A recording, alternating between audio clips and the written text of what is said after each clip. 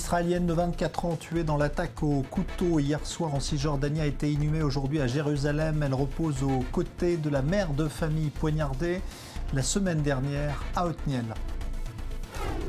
Jour de colère des taxis en France, manifestation et blocage contre la déréglementation de leur profession. Le Premier ministre a accepté de nommer un médiateur, mais le mouvement semble se poursuivre ce soir.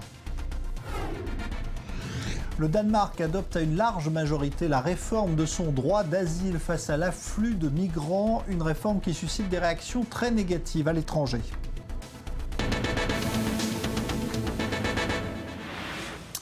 C'est demain que le président iranien Rouhani est attendu à Paris dans le cadre du réchauffement des relations de l'Iran avec l'Occident. Mais aujourd'hui, c'est au Vatican qu'il s'est rendu pour une visite quasi historique et un entretien d'ailleurs plutôt cordial avec le pape François. Mais l'Italie a pris soin d'adapter son protocole pour ne pas heurter le président iranien. Léa Volbert. Un nouvel allié pour promouvoir la paix, un allié stratégique au cœur du Moyen-Orient. Le pape François s'est entretenu 40 minutes ce mardi avec le président iranien Hassan Rouhani. Un message, aider la communauté internationale à rétablir une stabilité dans cette région dévastée par les guerres à répétition. Dans un communiqué, le pape François exhorte l'Iran à trouver des solutions politiques adéquates qui mettent fin à la diffusion du terrorisme et au trafic d'armes. Le souverain pontife souligne la responsabilité de chaque communauté religieuse dans la promotion de la réconciliation. Allusion à peine voilée au conflit entre sunnites et chiites qui scinde la région et provoque de vives tensions, notamment avec l'Arabie saoudite. Hassan Rouhani était entouré d'une délégation de 12 diplomates et officiels iraniens. Parmi eux, Mohammad Javad Zarif, le ministre des Affaires étrangères, qui a activement participé à l'accord de Vienne en juillet dernier. Une visite minutieusement organisée. Pour éviter d'offenser la délégation iranienne, les statues nues du musée du Capitole ont été couvertes. En lieu et place des Vénus et autres œuvres d'art, des blocs de plastique blanc. Une décision de la mairie de Rome qui a rapidement créé une polémique. Le parti de la Ligue du Nord dénonce un énième acte de soumission à une culture qui ne nous appartient pas. Les radicaux, eux, rappellent qu'il y a à peine 7 mois, des affiches avaient également été recouvertes dans la ville de Turin, cette fois pour ne pas heurter la sensibilité du pape en visite officielle. Si le Vatican insiste sur les valeurs spirituelles communes entre islam chiite et catholicisme, les Italiens, eux, n'oublient pas le quotidien des Iraniens.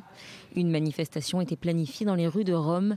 Objectif, rappeler les derniers chiffres alarmants de l'ONU. En 2015, l'Iran a exécuté au moins 700 condamnés. Alors avec nous Emmanuel Navon, professeur de relations internationales à l'université de Tel Aviv. Bonsoir. Bonsoir. Est-ce que vous êtes choqué qu'on ait retiré ces statuts, parce que c'est un peu la polémique du soir en Italie, et on verra demain ce qui se passera en France, mais qu'on ait retiré ces statuts de nu pour ne pas offenser le président iranien? Je pense que si le président iranien vient à Rome pour signer des contrats de plusieurs centaines de millions de dollars, et s'il vient pour officialiser la levée des sanctions contre son pays, c'est à lui à s'adapter au pays qui le reçoit. Je pense que les Italiens en ont fait un peu trop. Après tout, ces statuts étaient là avant la visite de Rouhani. Il n'est pas obligé de les regarder.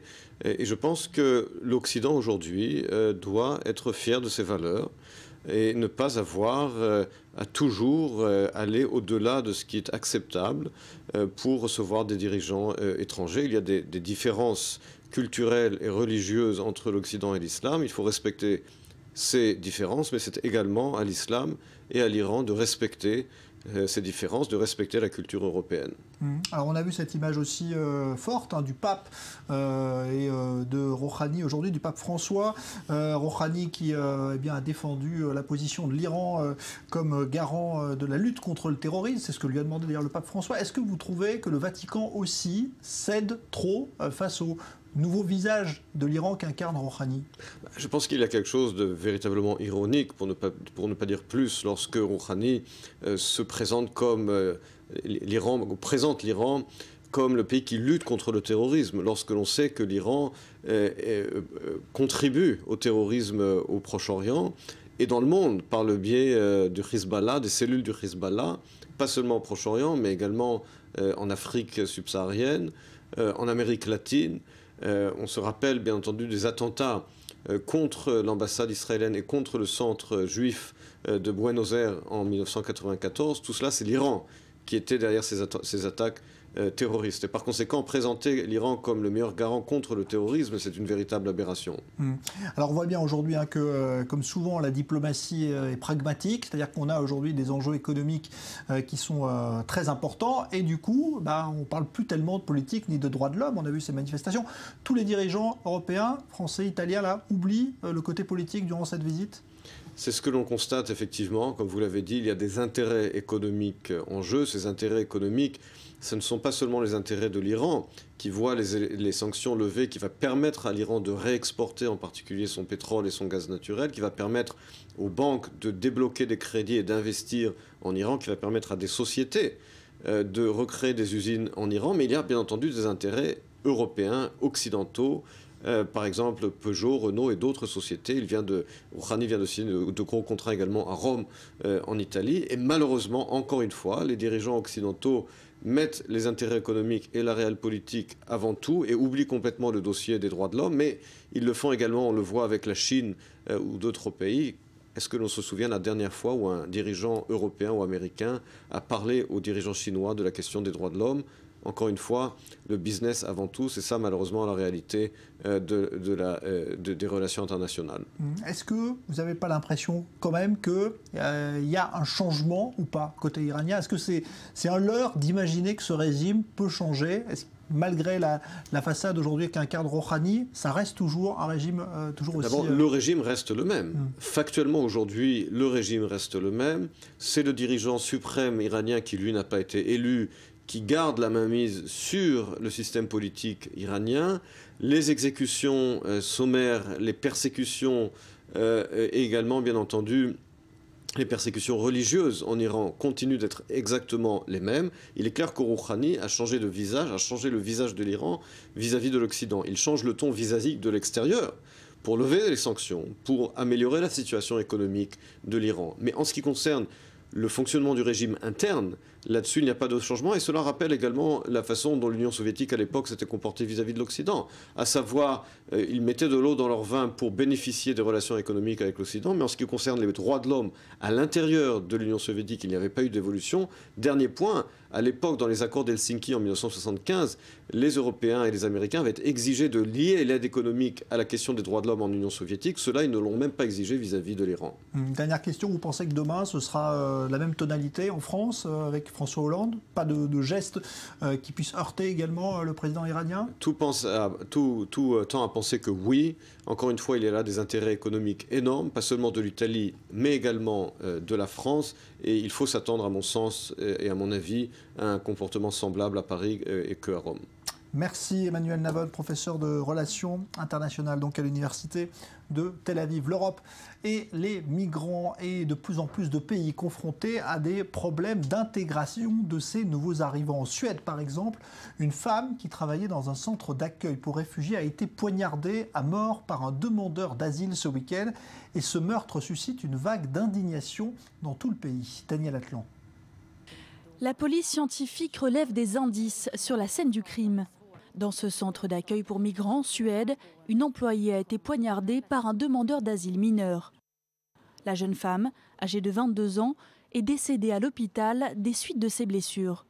Une jeune femme qui a fait un travail fantastique dans une grande partie du secteur de la santé est décédée. Au travail, vous devriez pouvoir vous sentir en sécurité et ne pas être en proie à ce genre de choses. Une vie a été prise et nos pensées vont à sa famille et ses amis, ses proches et ses collègues. C'est une tragédie. Une tragédie qui n'est pas un cas isolé. D'après la police nationale, l'arrivée massive de demandeurs d'asile a mis sous pression les forces de l'ordre dans tout le pays. Il y a eu beaucoup de nouveaux arrivants en Suède et nous avons été confrontés à des bagarres ces dernières semaines dans la région de l'Ouest et dans le reste de la Suède. Nous avons eu beaucoup d'appels d'habitants qui parfois n'est que le résultat de leur sentiment d'insécurité. Le suspect est un adolescent âgé de 14 à 17 ans, mais les enquêteurs se refusent à donner toute précision sur son identité, y compris sa nationalité. L'affaire tombe mal pour le gouvernement suédois. Elle intervient le jour où la police nationale lui réclame l'embauche de plus de 4000 officiers supplémentaires. Une mesure notamment demandée au nom de la préservation de la sécurité dans les centres pour réfugiés. Le nombre d'actes violents recensés dans ces établissements a doublé entre 2014 et 2015.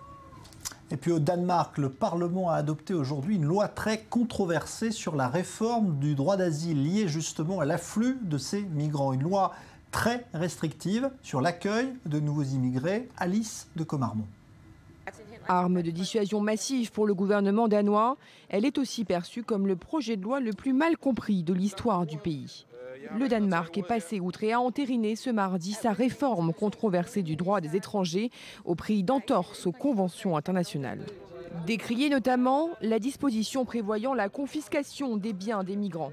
Leurs liquidités ne devront pas excéder 10 000 couronnes danoises, soit 1 350 €. Il en va de même pour leurs effets personnels. Et pour faire appliquer cette consigne, la police se réserve le droit de fouiller et de saisir les bagages des demandeurs d'asile.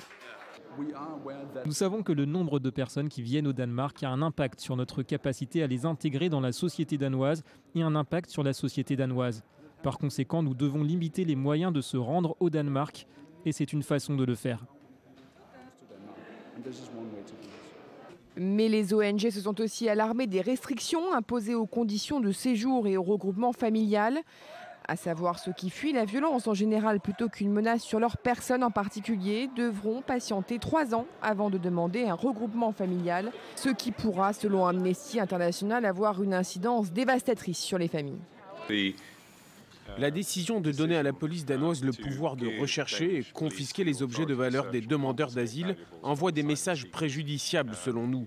Il court le risque d'alimenter des sentiments de peur et de la discrimination plutôt que de promouvoir la solidarité avec les personnes ayant besoin de protection. Vivement critiqué par les Nations Unies, l'Union européenne, l'OSCE et nombreuses autres organisations humanitaires, le Premier ministre libéral Rasmussen a donc maintenu le cap. Fort du soutien de son opinion publique, selon les sondages, l'immigration est la préoccupation numéro 1 de 70% des Danois. Le virus Zika et sa progression qui continue d'inquiéter, notamment au Brésil. On apprend ce soir que l'armée va être mise à contribution pour aider à lutter contre la prolifération des moustiques qui véhiculent ce virus. Et à Rio de Janeiro, les autorités ont même pulvérisé de l'insecticide sur les travées où le public très nombreux va prendre place lors du prochain carnaval de la ville. Ce sont les femmes enceintes qui sont évidemment les premières à s'inquiéter du risque de contamination. Daniel Atlan. La panoplie de produits anti-moustiques stockés dans son armoire ne suffit pas à apaiser ses angoisses. Manuela est brésilienne, elle est enceinte de son 2e enfant. En pleine épidémie de Zika, cette mère de famille prend toutes les précautions nécessaires car le virus, provoqué par une simple piqûre de moustique, peut entraîner de graves malformations du cerveau du fœtus et altérer son développement intellectuel.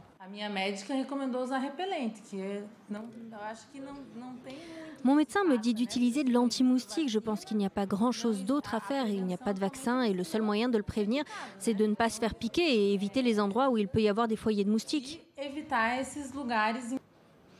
Échappée à la piqûre fatale, Manuela y pense constamment, à tel point qu'elle finit par tomber dans une certaine forme de psychose. Dans les premières semaines, vraiment, j'étais très nerveuse. Je ne sortais même plus de la maison, mais j'essayais de me relaxer parce qu'il n'y a pas beaucoup de choses qu'on puisse contrôler. Donc je me protège, je ne vais pas dans certains endroits à risque et il faut aussi que je mène ma grossesse le plus sereinement possible pour que mon bébé sente que je suis tranquille et que tout aille bien. Car pour Manuela, il est déjà trop tard. Lorsqu'elle apprend la propagation du virus, la Brésilienne est déjà enceinte. Si je n'avais pas été enceinte au moment où les informations ont surgi, c'est sûr, j'aurais retardé ma grossesse pour ne pas avoir à traverser tout ce stress. Et si Manuela est à ce point radical, c'est que l'avortement est interdit au Brésil, sauf en cas de viol ou de fœtus acéphale. Depuis 2015, près de 4000 cas de microcéphalie chez les nourrissons liés au virus ont été recensés dans le pays. Auparavant, il y en avait en moyenne 160 cas par an. Manuela espère, comme beaucoup d'autres, échapper aux statistiques. On va maintenant évoquer une polémique qui implique une ministre du gouvernement français, la ministre de l'Éducation, Najat Vallaud-Belkacem, à propos d'une émission de télévision ce week-end où elle se trouvait sur le même plateau qu'un représentant d'une association islamiste controversée. Bonsoir Léa Berdugo. Bonsoir Jean-Charles. On va revenir d'abord avec vous sur l'origine de cette polémique. Oui, alors la ministre de l'Éducation est vivement critiquée pour avoir réagi à minima aux propos dérangeants de ce dirigeant associatif. Il s'agit d'Idriss Simaedi, fondateur de l'association Baraka City. Alors l'objectif de sa venue sur le plateau de Canal+, est simple. Eh bien, il milite pour la libération de Moussa Ibn Yacoub, membre de l'ONG, incarcéré au Bangladesh pour activités suspectes en lien avec le terrorisme. Seulement très vite, dimanche dernier, la discussion dérape. Il se présente comme un musulman normal et déclare par exemple ne pas vouloir serrer la main aux femmes. Ali Badou, le présentateur de l'émission, lui demande s'il condamne les actes de l'État islamique. Je vous propose d'écouter sa réponse, suivie de la réaction de Najat Vallaud-Belkacem. S'il tire sur des femmes enceintes, je ne vais pas vous dire non, je ne condamne pas. Donc je pense que oui, mais si, je suis gêné de la question. Je suis gêné de la question parce que je pense, je le répète, c'est pas équitable. On n'a pas demandé au président... On est un peu gêné de la réponse, pour tout vous dire. Najat Vallaud-Belkacem, vous avez envie de réagir? Non. Je crois que c'est une association qui porte une façon de voir les choses qui n'est pas la mienne, à laquelle je ne souscris pas et qui me met aussi mal à l'aise, honnêtement, sur votre plateau, donc je ne rajouterai rien. Je ne rajouterai rien, et c'est là précisément ce qu'on lui reproche. Alors justement, les reproches qui se sont entendus jusque dans l'hémicycle de l'Assemblée nationale. Oui, avec notamment un vif échange entre Yves Nicolin, député Les Républicains, et la ministre. Je vous propose d'en écouter un extrait. Vous n'avez pas eu le courage de vous lever, de donner tout simplement l'exemple. Madame, par votre silence, vous avez laissé faire. Par votre complaisance, vous n'avez pas été à la hauteur. Je condamne évidemment les propos qui ont été tenus par ce président d'association sur ce plateau. Je regrette qu'on lui ait offert une tribune. Une fois encore, l'école est totalement engagée pour transmettre les valeurs que nous sommes en train de défendre, car nous n'avons qu'un ennemi de part et d'autre de cette Assemblée. Je vous invite à ne pas abîmer ce travail par des polémiques dérisoires. Merci, Madame la Ministre. Alors un échange tendu, à l'image de ce qu'on peut lire depuis plusieurs jours sur les réseaux sociaux. Alors ils sont tous allés de leurs petits commentaires, et surtout à droite, à noter la réaction du membre du parti Les Républicains, Guillaume Pelletier, sur Twitter. Il déclare « Savez-vous que le respect des femmes n'est pas une option mais un principe ?» Ou encore Christian Estrosi sur Facebook. Pour le maire de Nice, la ministre aurait dû condamner fermement les propos d'Idriss Simaedi. Alors pour l'opposition, on voit que cette affaire n'est qu'un exemple de plus du refus du gouvernement de nommer les choses pour ensuite les affronter. Merci Léa Berdugo, donc polémique qui bat son plein encore aujourd'hui, on l'a vu à l'Assemblée nationale. Moment phare à présent de la présentation des collections printemps-été de haute couture à Paris. C'était au tour de Chanel aujourd'hui, et comme d'habitude, Karl Lagerfeld a su créer l'événement avec un décor en phase avec l'air du temps et notamment la protection de la planète. Explication en images avec Julia Ganancia. Chanel entre dans la danse. Sous la verrière du Grand Palais, les mannequins sortent une à une d'une maison en bois à étages pour défiler dans un jardin zen. Sur des chaussures à semelles compensées en liège, elles avancent sur un chemin de dalles en bois installé dans l'herbe. Robes et jupes sont étroites, arrivant à mi-mollet. Elles sont fendues derrière pour faciliter la marche et laissent entrevoir des plissés transparents et brillants. Les volumineux chignons et le maquillage, de traits de crayon le long de l'œil, s'inspirent d'une sculpture en plâtre de Picasso. Les couleurs sont subtiles et douces, ton crème, rose, ivoire, pour une élégance évoquant des silhouettes de différentes époques. En guise de sac, une pochette qui s'accroche à la ceinture pour plus de liberté de mouvement. Un univers que Karl Lagerfeld a voulu écologique, le décor en bois sera entièrement recyclé. Tout est influencé par quelque chose, mais ce n'est pas comme si on s'était dit que maintenant on allait faire du japonais, pas du tout. Il n'y avait pas de kimono, non, c'est plus une manière d'être zen et relaxé dans un esprit de modernité actuelle.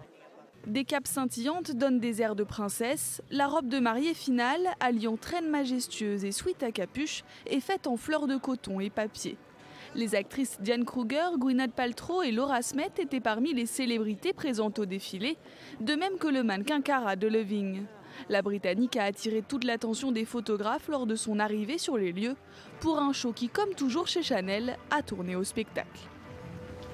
Alors, on va s'arrêter sur ces présentations de collections haute couture avec vous, Valérie Abécassis. Bonsoir. Bonsoir. Vous présentez le magazine de la culture sur les 24 News. Alors, d'abord, il faut préciser ce qu'est la haute couture. Ce n'est pas le prêt-à-porter, c'est bien autre chose. Exactement. Le prêt-à-porter, voilà, sont des vêtements qui sont faits en série. La haute couture, ce sont des vêtements qui sont faits quasiment sur mesure. Ce sont des pièces uniques qui sont soumises à des règles extrêmement strictes. Et c'est surtout une spécificité française. Du prêt-à-porter, il y en a partout dans toutes les villes du monde maintenant.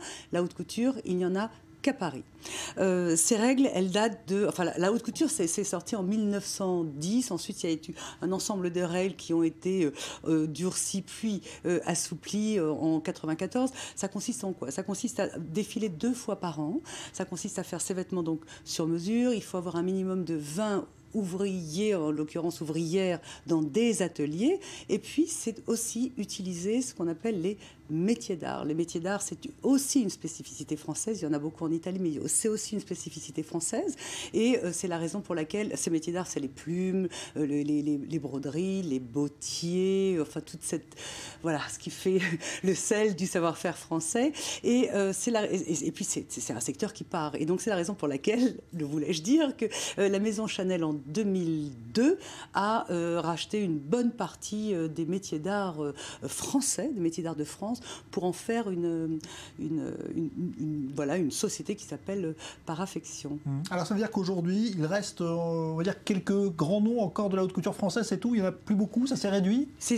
D'abord, ça s'est considérablement réduit. La haute couture, en 1910, c'était Monsieur Rochat, c'était Gabriel Chanel, c'était par la suite Monsieur Saint-Laurent, bien évidemment. Et puis ensuite, on a eu des Christian Lacroix, des Jean-Paul Gaultier, par exemple. Si vous regardez le calendrier, la haute couture se termine demain soir. Si vous regardez le calendrier, il y a très peu de noms français. Il y avait qui? Hier, il y avait Dior. Aujourd'hui, Chanel. Il va y avoir Bouchra Jarrard, qui est une magnifique créatrice qui vient de Cannes. Et les autres invités, parce qu'on peut être invité officiel sur le calendrier de la haute couture, ce sont des étrangers. Il n'y a plus de maison française. Même Jean-Paul Gaultier, qui ne fait plus de prêt-à-porter, fait de la haute couture, mais sa maison n'est plus française. Sa maison est une maison qui appartient à un groupe espagnol, enfin en tout cas international espagnol, Puig. Donc il y a assez peu de noms. En revanche, ça reste ouvert à des étrangers.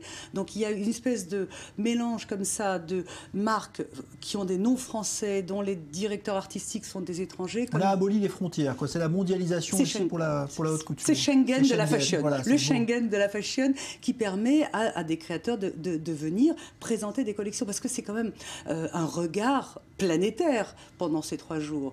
Donc vous avez par exemple des marques italiennes, Valentino, Margiela. Alors vous allez me dire non, Margiela n'est pas italien, Margiela est belge, parce que vous connaissez par cœur la maison Margiela. Mais la maison Margiela, qui était belge, a été rachetée par un Italien, Diesel, et c'est d'ailleurs Galliano qui va présenter demain sa première collection haute couture. L'ex-Banni qui revient. L'ex-Banni qui revient de chez Dior. Donc tout ça pour vous dire qu'il n'y a plus du tout de frontières. Vous avez des étrangers comme les Italiens par exemple qui profitent de cette plateforme pour venir présenter des collections red carpet, parce que la haute couture, à part Bouchra Jarrard dont je vous parlais, la haute couture, c'est des robes de bal, c'est des robes de red carpet, c'est des robes pour Hollywood. Donc vous avez les Lissab, les Zouhar Mourad, dont voilà, cette grammaire, on va dire, un peu orientale. Vous avez les épures telles que Bouchra Jarrard, et vous avez Galliano, on va voir ce que ça va donner. Et puis vous avez des petits noms aussi. Alors on ne sait pas bien si ils sont français, pas français, financés par des Français. À vrai dire, on s'en fiche un peu des identités, mais les Franck Sorbier, les Alexis Mabi sont des gens qui s'accrochent comme ça au calendrier. Vous pouvez être invité officiel, vous pouvez avoir le label couture. Yiking, par exemple, qui est une chinoise, elle vient d'avoir le label couture, et donc elle défile en tant que chinoise sur un calendrier français. Je vous sens dépassé par les frontières. Voilà, c'est la spécificité française, et c'est surtout un savoir-faire extraordinaire. Merci beaucoup pour cette explication sur évidemment ce secteur très pointu qu'est la haute couture. Merci Valérie Abécassis. On va maintenant se rendre aux antipodes, l'Australie, l'Open d'Australie avec une demi-finale qui fait rêver. Elle aura lieu vendredi. Elle mettra aux prises d'abord le Suisse Roger Federer que vous voyez ici à l'image et qui s'est débarrassé du Tchèque Tomáš Berdych ce matin en quart de finale. Ça a été beaucoup plus simple que prévu puisque Berdych avait battu Federer quasiment à chacune de leurs confrontations l'an passé. Et bien là, Federer a été incroyable. 3-7 pour battre donc à Melbourne le Tchèque Berdych qui va permettre donc aux Suisses de se retrouver pour la énième fois, on ne les compte plus, en demi-finale d'un Grand Chelem. Vous voyez la balle de match, un match pour Federer, toujours impeccable. Et puis il aura face à lui eh bien, le numéro 1 mondial, Djokovic. Ce sera donc une superbe affiche. Djokovic qui lui a rassuré tout le monde après son quart de finale difficile contre Simon. Eh bien, il a dominé le japonais Kei Nishikori en 3-7. J'ai été très concentré, a dit Djokovic, qui a donc remporté assez facilement, vous l'avez vu, les 2 premiers sets, et donc un peu plus accroché la dernière manche, balle de match ici. Et Djokovic qui se qualifie donc pour la demi-finale de cet Open d'Australie face à Federer. Ce sera vendredi, très tôt le matin, compte tenu du décalage horaire. Voilà, dans un instant, vous avez rendez-vous avec un nouveau point sur l'actualité avec Steve Jourdain. Et puis, soirée sport, justement, ça continuera avec Jean-Philippe Lustig qui vous parlera de rugby ce soir. Bonne soirée.